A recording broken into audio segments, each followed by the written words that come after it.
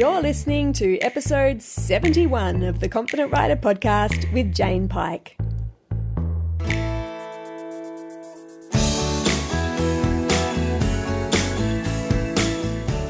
Hello, fabulous one. So I'm going to give you a little disclaimer before we get into today's actual conversation. And that is, it's quite hot here. It's caught me by surprise. Today is hot. And my office where I'm filming, I'm not filming anything. I'm recording this podcast is in the middle of the garden. And I'm so lucky to be surrounded by flowers and trees and just nature in general. But what that does bring is a lot of nature sounds. And today it's too hot to have the door closed. But generally when I open the door, bumblebees the size of jumbo jets tend to fly around and they are incredibly noisy. And flies as well, and just various other little flying machines of the insect world. So that potentially could be part of our background today.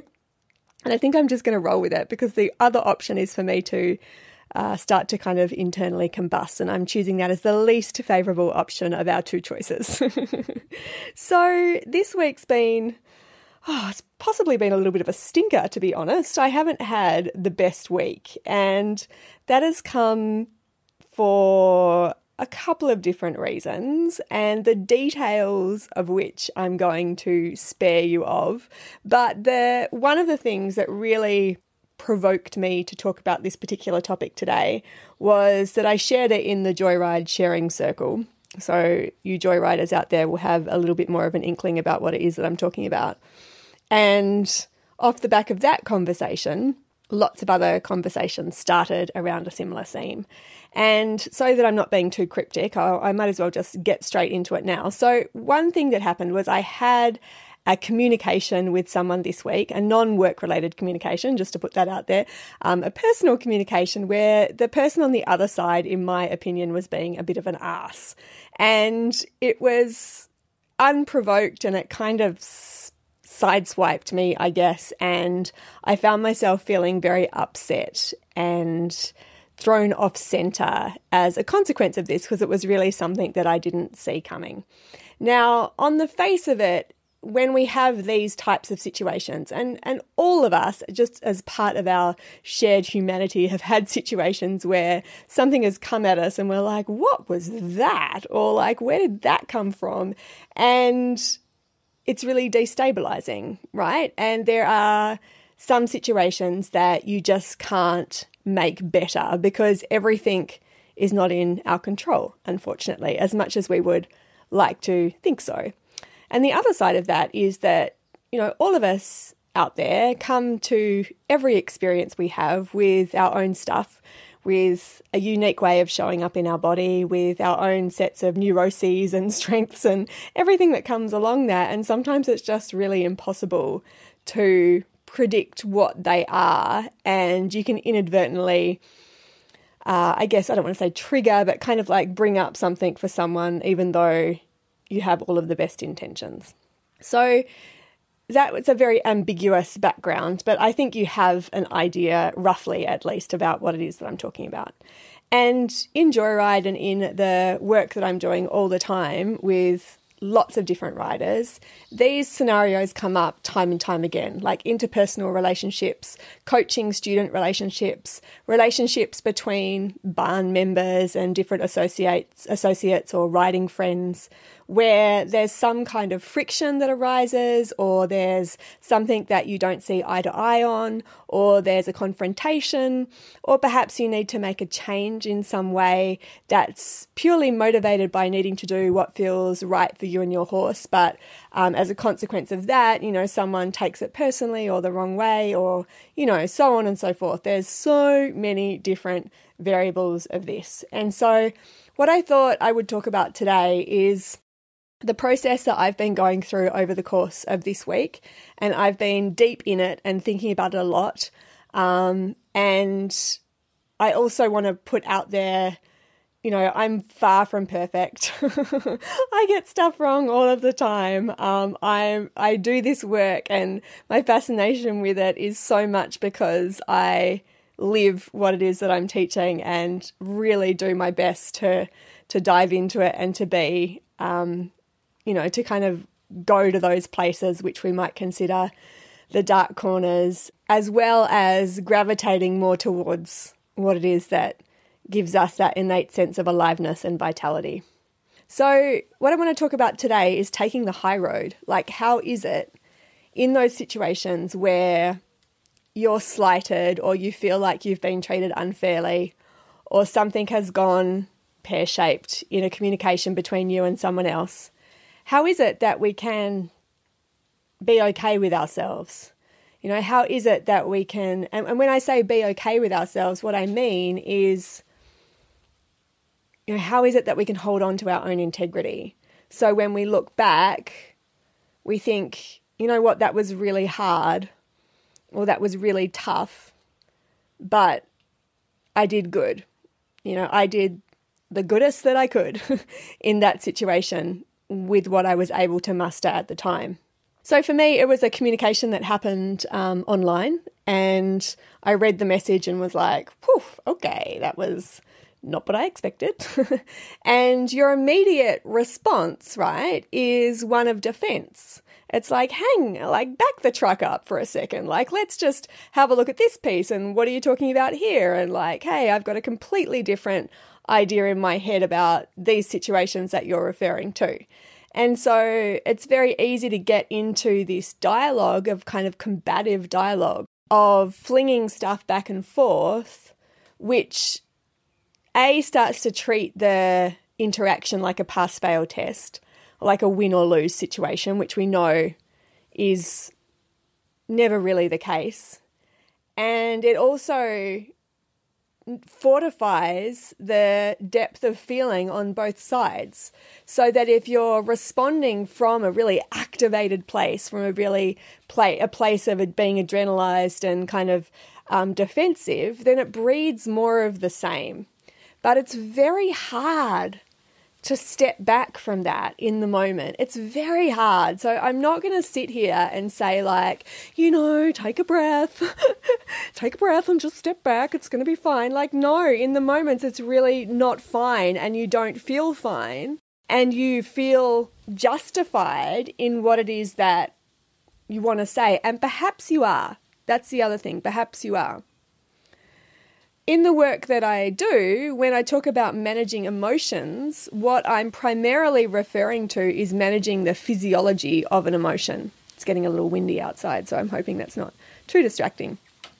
But we're talking about managing the physiology of the emotion.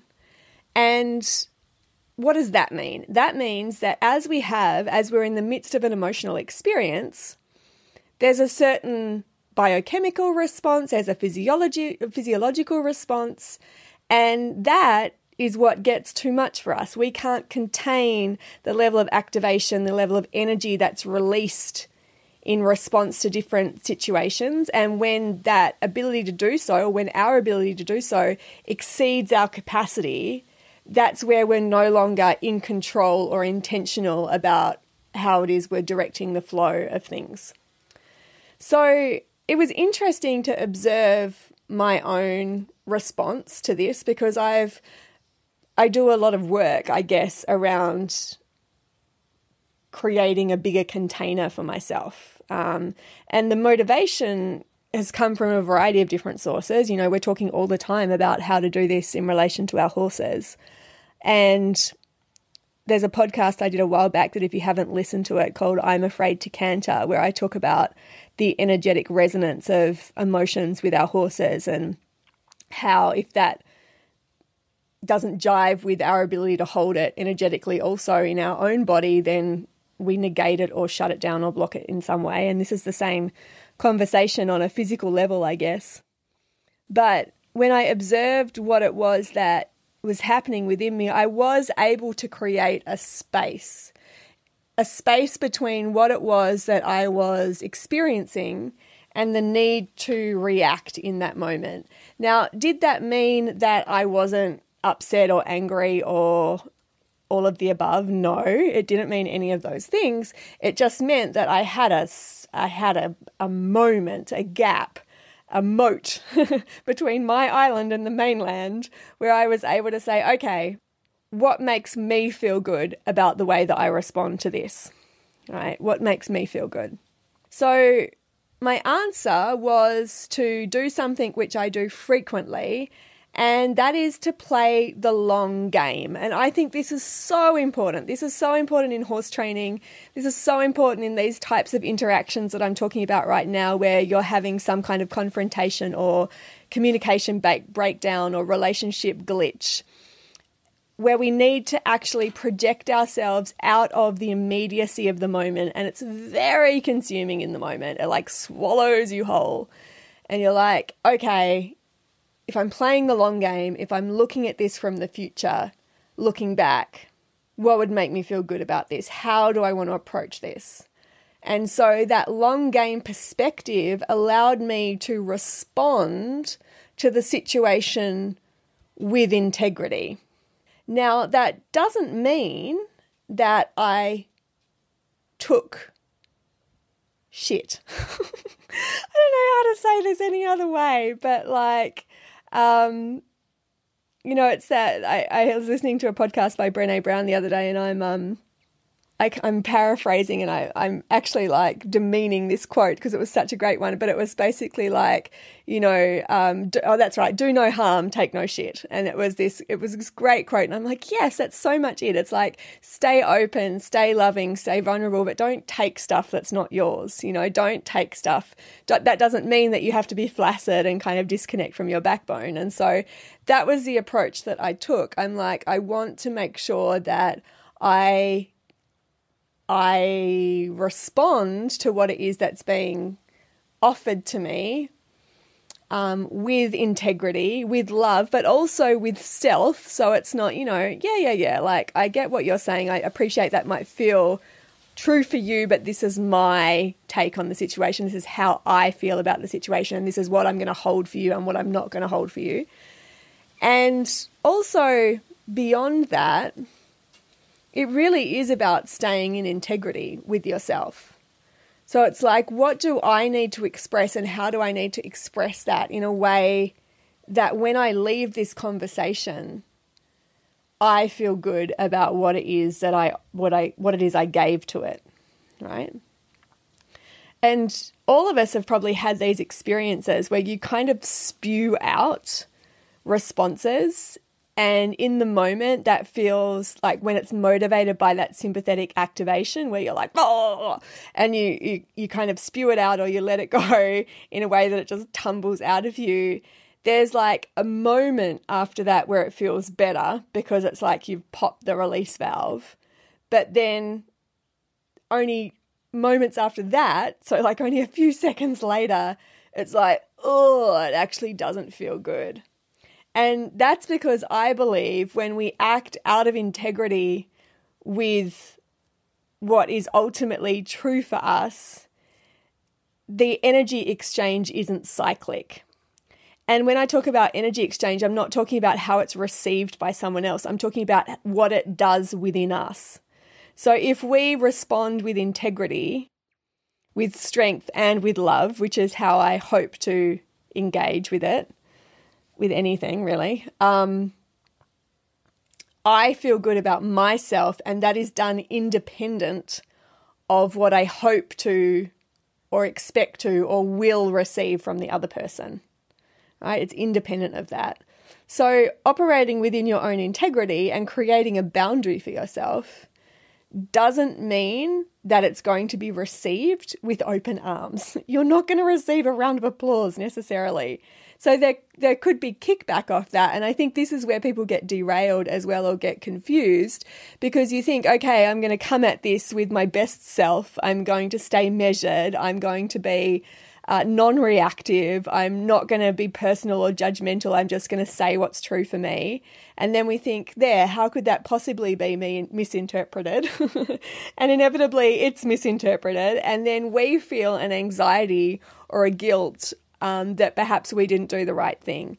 But kickback is confusing like that. And this is where people develop really permeable boundaries, because we set a boundary for ourselves, or we go about something in a certain way, and then it's not received in the way that we hoped, and that challenges our need to be liked, that challenges our sense of self-worth, and then we feel anxious about it and we backpedal, or we kind of like resume proceedings as they were before, in the full knowledge that that's not actually what we want or what is good for us. So when you do this sort of thing, when you create boundaries, or when you respond to something in a way that requires you to step up a little bit, which inevitably it does, please be aware that it's not necessarily going to be received how you want it. And it may not be received at all. And you're not doing it for that. You're doing it for you. This isn't about the other person. It's with the intention of being as loving as possible to the other person, but we cannot control how it's received once it leaves our area. Yeah? Once it leaves our area. So that was the first thing that I wanted to put out there when it comes to taking the high road. The second thing is just to really be aware of the fact that when there is some kind of social pain that's created, that pain registers in a very real way. And there's been research that's done that shows that social pain activates the same parts of the brain as physical pain. So it's a very real experience. And that need to be compatible, cooperative, the need to communicate, the need to be a part of something, part of that social fabric, part of a community, part of a relationship in whatever way is, deemed to be important to you, is a real need. And it's not something that you're making up when that stings, when there's a sting attached to some kind of fallout in this way. And so we need to really be aware of how it is we're looking after ourselves, and I guess to kind of like think about this in broader terms as well. There's a lot of stuff that can't be fixed, and I think 2020 has shown us that there's a lot of things that if we were asked, what is the solution to this, we recognize that actually the solution that we're requiring is either not going to happen, at least not in the immediate future, or is completely outside of our control. And so when you can't create an end point, or when you're not in control in this instance of what's happening on the other side of the fence, then there's no option but to keep riding through the seas. Yeah. And I've had conversations about this recently too. And I keep mentioning JoyRide because we're endlessly having incredible conversations in there, at least from my point of view, where it's like, we're not something to be hacked. We're not something to be hacked. There's no, we also can't be diminished or reduced to just a nervous system, for instance, or just this. We're not reductive in that way. We're complex. We're complex as humans. And that's the magic of it, right? That's the beauty of it. There's so much that's undiscoverable and indiscoverable. And that's exciting to me. I think that's a beautiful thing. But when that comes to managing the uncomfortable or managing the difficulties that sometimes come up in life, we want to end it or we want to fix it. And the reality is some stuff just can't be fixed in that way. So when it comes to that, what we have to do is actually be able to build a boat for ourselves, to say, okay, you know what, this is kind of shitty, this is hard, this is really uncomfortable, but this is the sea I'm in right now. This is the storm that's over my head currently. It's not going to be forever. Nothing is. But I might need to fortify my boat a little bit. I might need to bring on some crew to help me. I might need to get some sleep and eat better and just decide to seek out things that actually contribute to my sense of vitality. That vitality element is important. I think that in the midst of stress, the first thing that goes is creativity, is playfulness. And if we can invite those things in whatever way feels appropriate, and that could be just through music, that could be through art, that could be through reading, could be through anything really that moves you. It's so, again, individually dependent. Do that, but bathe in things which light your fire, bathe in things which connect you to that sense of aliveness, because when we're compromised in this way, it's sort of like, it's very easy to get into a stage of feeling like you've got an emotional hangover. And that's definitely what happened for me over the week. It was like I had this cloak thrown over me that was a residue that I couldn't seem to shift. So I'm like, okay, I've just got to keep going. I've got to keep going and find ways of moving through this until the energy shifts itself. Because this is not something I can work around. It's not something I can decide my way out of, because this is not a process I decided my way into. Yeah? So build that boat, decide what it is that you need. The third thing, and where I kind of want to leave things, I guess, with you, is I really love to think of things in cycles.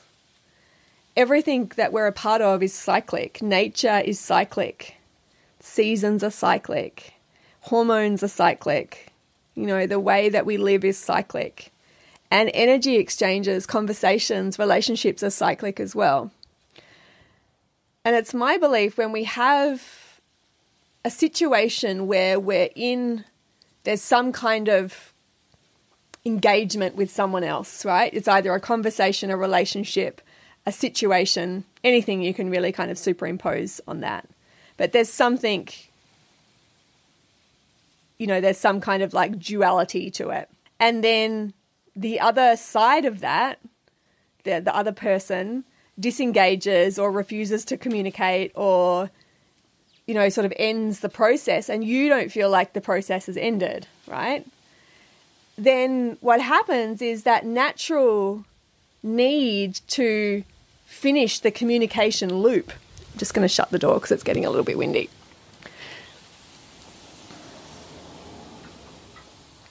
That natural need to finish the communication loop is interrupted. And so what would naturally be an exchange between you and someone or something else becomes just you, but that same energy is present, and now it's going on inside. So now we have overthinking, we have an electrical circuit coursing around the body that needs a way to be discharged. And it's like putting up an electric fence without having a grounding rod. In those situations, it's very easy to blow the circuit because there's nowhere for that extra energy to go. Now, the important thing to understand, or certainly something that's been important for my understanding, is that in the midst of these experiences, in the midst of high energy emotions, high octane emotions, the experience of it is a physical one. The release of adrenaline, the release of cortisol, the energy that gets liberated into our bodies is designed to be discharged. And so the paradox that sometimes arises when we find ourselves in the midst of conflict or we're in a tough spot is that we don't move a lot. We sit and we stew, or we find ourselves kind of spinning up and down on the spot, and we're not processing that energy. So if you're resonating with this conversation on any level, or if at some point in the future you find yourself in the midst of something which feels similar to what it is I'm talking about, move your body. Find a way to actually process the very physical experience of that energy so that it doesn't become a toxic waste dump. Yeah, that energy, when it's liberated, is designed to actually mobilize you, to move you into your own agency. But of course, when we're not moving away from something that's a physical threat, when we're talking about an emotional situation or upset, then that same experience still happens, but we don't have the natural inclination to move because that's not, the actual situation in question. So get moving in whatever way feels good. It doesn't have to be linear activity. It doesn't have to be exercise, which is prescriptive. When I talk about move, it can be jumping up and down on the spot, running on the spot, shaking, patting down, stamping, all the sorts of things that just really get that energy moving and allow you to discharge it. I think that's really, really important. So yeah, that's kind of been my week. And when I was thinking about what to talk about today, the whole Dear Diary episode seemed to be the thing. And so here it is.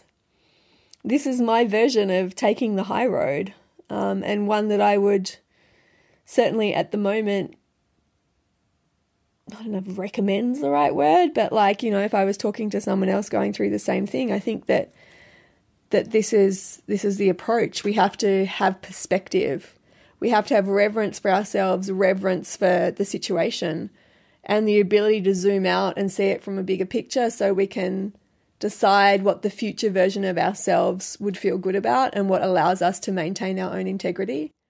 We need to understand that however it is we engage and what it is that we do is ultimately about us being able to keep in alignment with that, and to detach or divorce ourselves from any expectation that it's going to be received in the way that we would like it to be received, because that's not what's motivating it in the first place. We need to understand that when we have situations of social pain, that it registers in a very real way, and to extend empathy and kindness to ourselves, and to fortify our resources, to build a boat around us, to bring people on board that allow us to stay connected to what's important and to re-find our center as quickly as possible. And we also need to find ways of actually moving that energy through, of staying connected, of recognizing the natural discomfort that it causes, of also understanding that it may not be fixable, but that's okay. That's okay. It will still shift, but we need to hold ourselves with gentle hands as we keep moving through that process. Stay connected to our strength, but open at the same time. It's tricky, huh? And it's a big deal. So, this one's been this year just generally has been a big one in so many ways for all of us. Some of us have really had some big, big stuff going on. All of us have negotiated situations that we certainly didn't expect. And so if there's only one thing that you do right now, it's just to give yourself a moment to meet yourself with kindness, just like I talked about in the previous episode, and to be like, we're here, we're doing this, we did the best we could. Awesome job, team. It was lovely hanging out with you once again. If you want to find previous episodes, you can do that on the podcast app you're listening to, but I was going to say all of them are on my website, confidentwriter.online. And also there are many and varied places and ways to work with me if you want to check it out there also. Have a fabulous rest of your day. Thank you for indulging me in this episode, and I will speak to you in the next one round.